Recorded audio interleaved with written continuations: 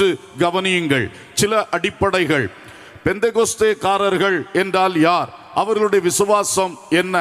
ஒன்றான மெய்தேவனையும் அவரது திருத்துவ ஆள் தத்துவத்தையும் விசுவாசிக்கின்றவர்கள் பெந்தெகோஸ்தே கிறிஸ்தவர்கள்.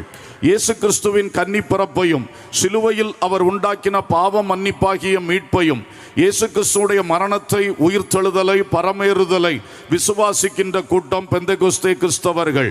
இயேசு கிறிஸ்து தமது மணவாட்டியாகிய சபையை ஆகாயத்தில் எடுத்துக்கொள்ள போகிறதையும் மறுபடியும் இரண்டாம் வருகையில் தம்முடைய சபையுடன் பூமிக்கு வந்து 1000 வருட அரசாட்சி செய்ய போகிறதையும் மரித்தோரின் உயிர்த்தெழுதலையும் நித்திய நியாய தீர்ப்பையும் நித்திய வாசஸ்தலங்களையும் குறித்த திட்டமும் தெளிவுமான விசுவாசமும் அந்த சத்தியத்தின் போதனைகளும் நிறைந்ததுதான் பெந்தெகோஸ்தே கிறிஸ்தவம். அல்லேலூயா.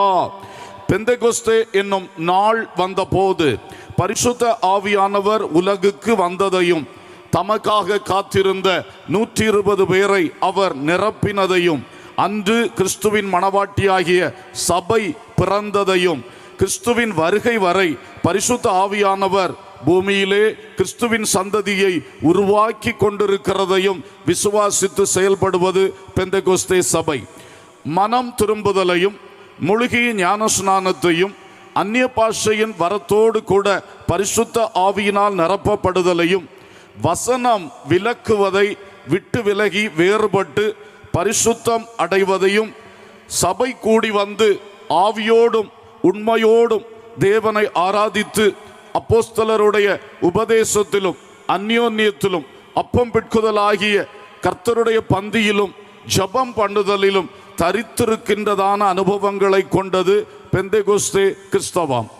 சுவிசேஷம் அறிவிப்பதையும் அறியப்பட்டிராத இடங்களுக்கு மிஷனரிகளை அனுப்புவதையும் மாபெரும் ஆத்தும ரட்சிப்புண்டாக ஜெபிப்பதையும் தான தர்மங்கள் செய்வதையும் தங்கள் சிறப்பான பணிகளாய் கொண்டு பெந்தெகோஸ்தே சபைகள் செயல்பட்டு வருகின்றன.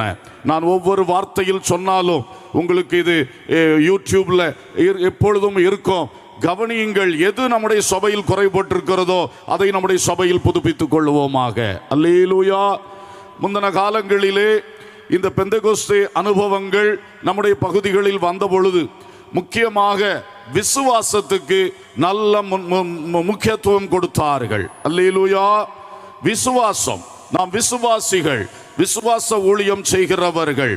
எபிரேயரிலே பார்க்கிறோம் 10ஆம் அதிகாரம் 37, வருகிறவர் இன்னும் கொஞ்சம் காலத்தில் வருவார், தாமதம் பண்ணார்,